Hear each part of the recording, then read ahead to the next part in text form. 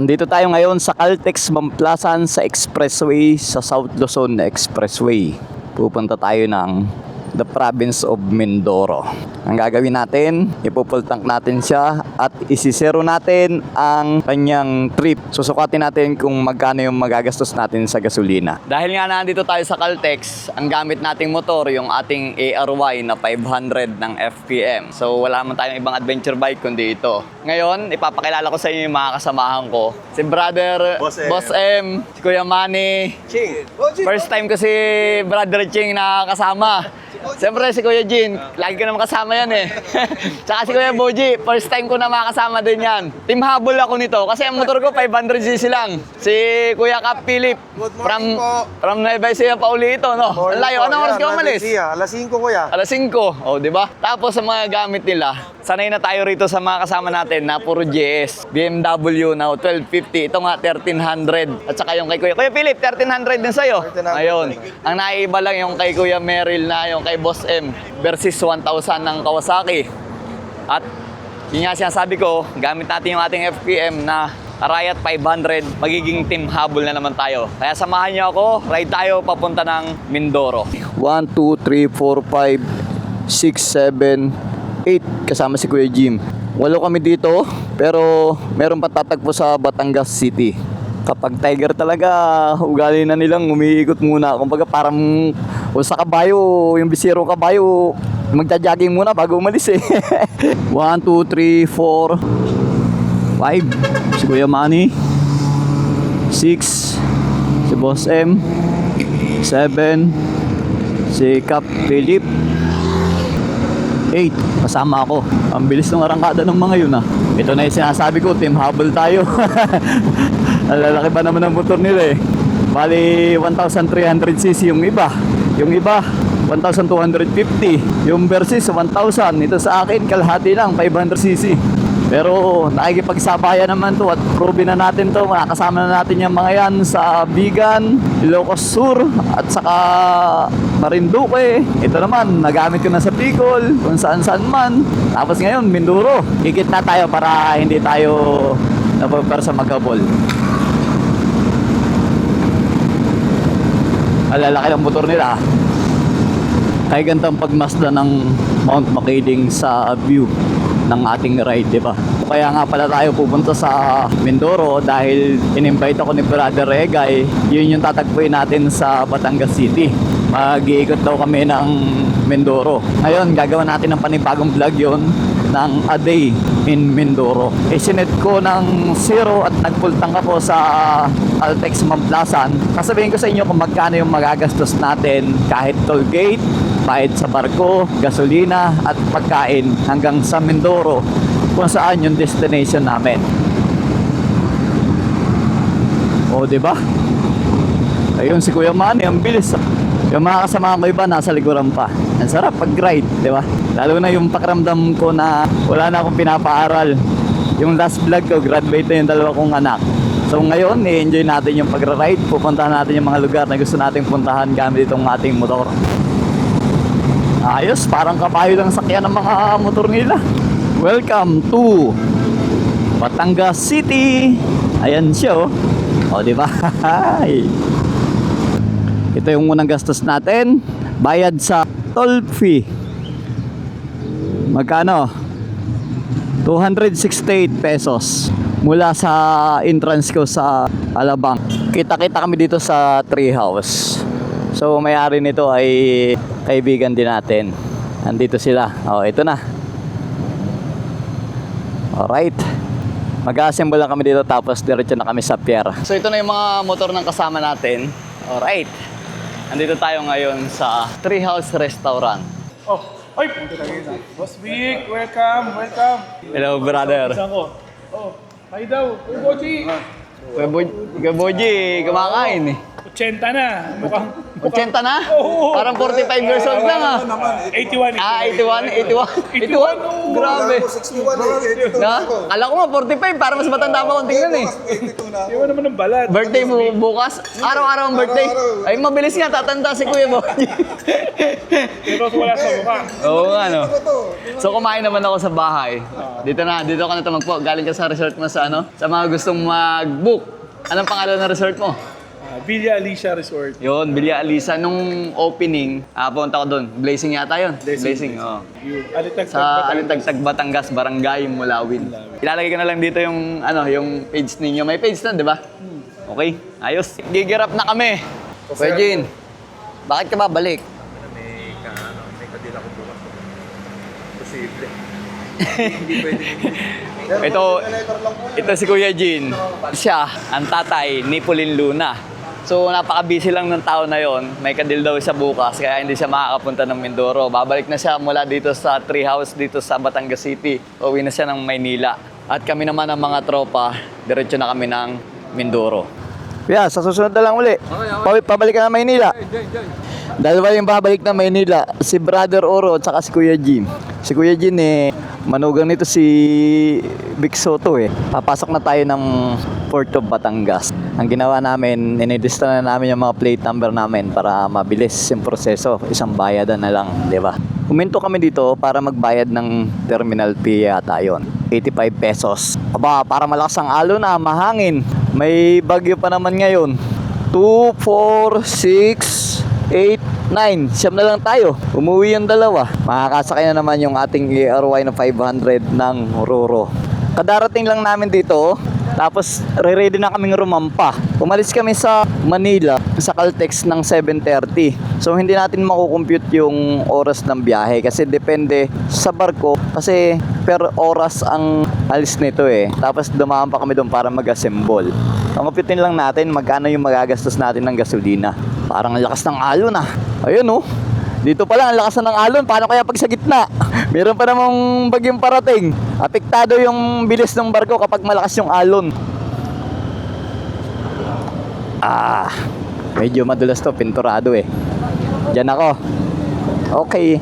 Nakahilera na yung aming motor at maayos naman ang itatali na lang yan. Yung akin kasi walang center stand. Yung kanila may center stand kaya mas maganda, may kalso. Pero itong akin itatali na nila. Ang bayad natin, nakita ko sa resibo is 1,400. Rather, mas mura dito kaysa Marinduque. Oo. 1,400 lang dito Sino tumarik mo? Oh, mas malapit no. Mas malapit kasi to, 2 oras lang mahigit. Ito yung ticket namin, pinagsasama-sama.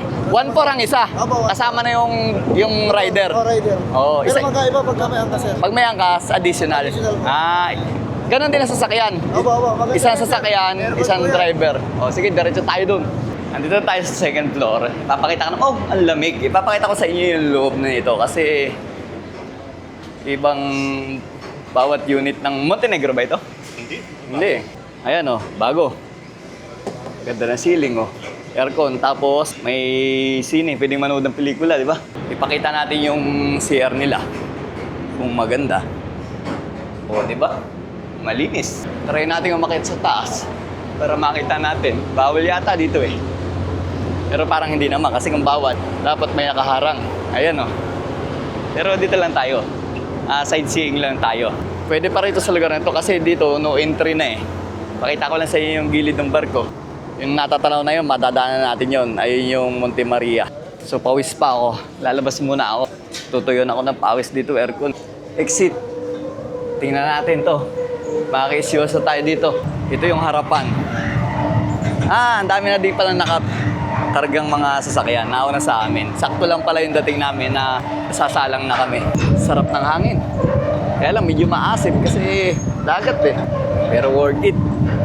Ito yung nag-unwind ka Nagtatanggal ka ng stress. Kapag sa ganito, parang ang saya mo Excited ka sa mga lugar mong pupuntahan, lalo na first time. Nakarating ako ng Mindoro, mula Rojas, papuntang Calapan. Umuulan pa yung, kumbaga nakidaan lang kami. Galing kami ng Katiklan, mula Guimaras. Nagpalipat-lipat na lang ng barko. So ngayon, ito yung pagkakataong mapuntahan natin yung mga itinatagong ganda ng lalawigan ng Mindoro.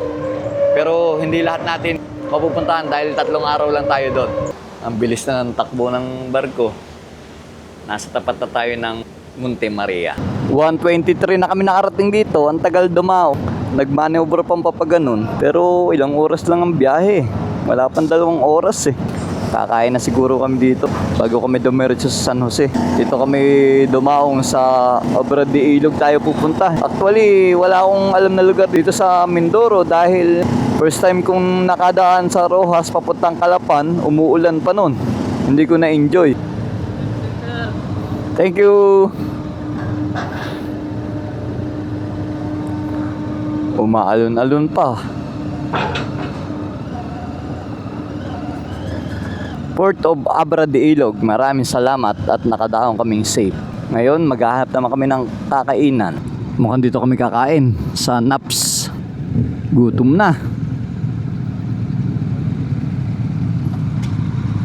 Brother, anong oras na? Alas 2:40. Kala niya na O yan, o. Yun na muna. So gutom na kami. Tanghalian pa lang yan. Alas 2:40. May sabaw, lumpia, yung sabaw, tapos manok. Meron pa ba tayong order? May sisig dito? Wala. Hindi available, no? May pansit pa? Ayun. Total, hindi pa naman ako nakakahigop. Diretso ko na tikim. First bite muna. Yan. Sinigang nga. Isda pala to. Bangus. Sinigang na bangus cup yan. Kain muna kami, gutom na kami. Sarap yung pakbit nila, oh. Tapos itong pansit. May tupo sisig pa. Grabe, busog na busog ako. Nasasarap ng pagkain nila yung pakbit. Full bar pa ako. Nandito tayo sa Mindoro pero full bar pa, oh. Matipid sa gasolina nga ito. Mula dito, napagka-desisyonan namin na magbubook kami sa Lakbay Alon Beach Resort. From there, papunta roon, 171 km. Grabe pala daan dito. Ang lawak. Parang nakakamiss. Sarap ganito, oh. Mapapalaban tong aking ARY 500 sa mga GS. Pero may kasama tayong isang scooter. Ayan, oh, nasa harapan natin. Lakbay Alon Beach Resorts. Doon kami magbubuk. Itinawag ko na lang pero hindi kami nagkaintindihan. Pagdating doon, mag-walk-in na check-in na lang kami. Ito yung mga kasama ko. Papaunahin natin. Ayun, oh. Alright. Okay. Ang ganda ng daan dito. Grabe. Ayun, oh. Yung mga nasa likod ko. Tingnan nyo naman. Ayun, oh. O, diba? Wow, sarap pag-ride. Wow. Wow. Ang ganda ng kalsada. Last view. Ayun, oh. Diretso. Kaya lang si Kuya Manny magagas yun. Kanina pa nagsasabi sa akin yun na kunti na lang yung gas niya. Kita nyo naman ang mga motor nila, oh. Ang lalaki, oh. Oh, ayan, oh. Grabe, kalsada, oh. Kukunti yung dumadaan, hindi siya crowded pagdating sa sakyan. Talagang provincial feel talaga. Lalo na yan, di ba? Bundok. Tapos palayan, kalsada. And then another palayan, another bundok. Wow! Dahil hindi natin kabisado yung lugar at malalaki yung tangke na mga yun. 30 liters ang laman na mga yun. May 33, may ganun, mga 25. Ito sa atin, 16 lang yata to. So dahil matipid naman to, kaya advantage din. Pero para sure tayo, gasolina natin. Kaya premium, full tank na tayo sa 300 pesos mula Maynila. Hanggang dito. 500cc, matipid ba? Thank you. Binuhay ko tong camera ko kasi bayan ang dinaanan namin. Hindi ko nga alam kung anong bayan to kasi first timer ako rito. Maghanap tayo ng kahit karato naman lang. Mamburao. I think pangalan ng bayan yon. Sorry mga boss dahil nga first timer ako rito. Shout out sa mga taga rito. I-comment nyo naman kung saan ba nakakabot tong video ko na to at saan kayo nakatira. Ito ay bayan ng Santa Cruz.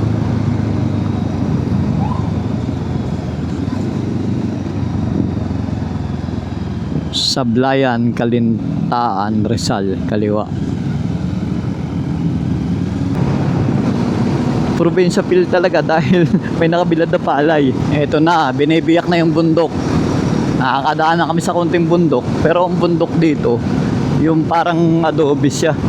Yung mga gantong klase ng bundok eh, hindi talaga to tinutubuan ng mga puno.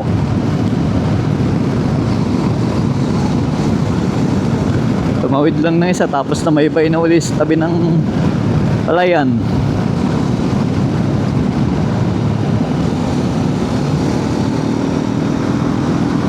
Ang ganda ng view, saka ang ganda ng daan.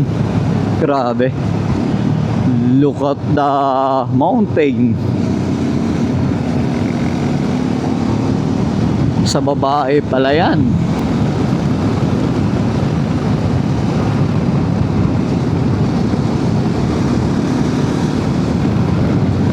Pag ang tatawid aso, walang kapagod-pagod ako dito sa adventure bike na to. Meron, pero typical naman talaga na mapapagod ka sa rider. Pero yung sakit ng katawan, parang wala eh. Kasi yung lubak, ina-absorb ng suspension nitong ARY 500. Kita nyo naman, andito na ako sa Mindoro, pero 300 pesos pa lang yung nagagas ko. Mula sa Mamplasan sa Caltex Expressway. Ito si Kuya Manny, chill ride lang sa kurbada. Hindi pa to magaling sa kurbada, kaya naaabot ako sa kurbada eh. Pero pag kumunat naman yung kalsada, lintik ka bilis. Kasi 1250 yung motor niya. Ang sarap pag-ride dito ah. Taklob ng puno ang kalsada, alam eh. Ang lalaki pa naman ng puno. Makikiraan po, tabi puno po. Mga boss, may nadaanan ako off the vlog lang. Hindi ko malaman kung yun na ba yung iwahig na tinatawag. Ang daming checkpoint eh. Tapos parang meron siyang kampo ng mga sundalo. Eh ako nga, relax lang na ganito eh oh. Kasi nagpapalamig ako ng paa para hindi masyadong babad sa makina. Maghahapon na. Malapit na kami sa San Jose, sa bahay ng San Jose. Mga 30 kilometer na lang. Pero ganun pa rin yung daan. Hindi ko na nga kasi nung kinukuha na ng vlog dahil parang reptile lang. Gandang kalsada, tubigan. Ganun lang yung background eh. May konting bundok. Parang naliligaw na nga ako eh. Parang nire-replay lang.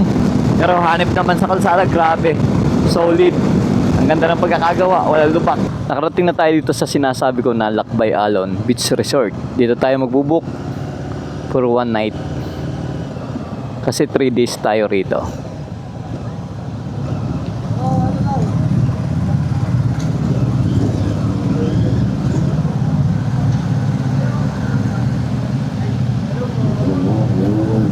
O, diba? Ito yung mga Mark Boys. 1, 2, 3, 4, 5. Ako, 6, 7, 8, 9. Siyam. Ayos, diba? Kuya Philip, kumusta ang ride? Ayos lang? Ayos lang. Sarap? Boss M, ayos lang? Ayos lang. Nandito si Boss.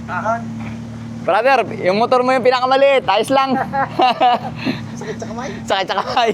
Wala kasing cruise control. Dapat may cruise control ang motor natin. Malaking bagay yung cruise control. Ako, wala. Alam mo kung anong pangalo ko? Ito lang, ang simpleng technique ko. Halika. Dapat meron ka nito. Oo, di ba? Para hindi ka nag-grip ng ganon, itinutulak mo na lang kahit nakaganon. Di ba? Ayos.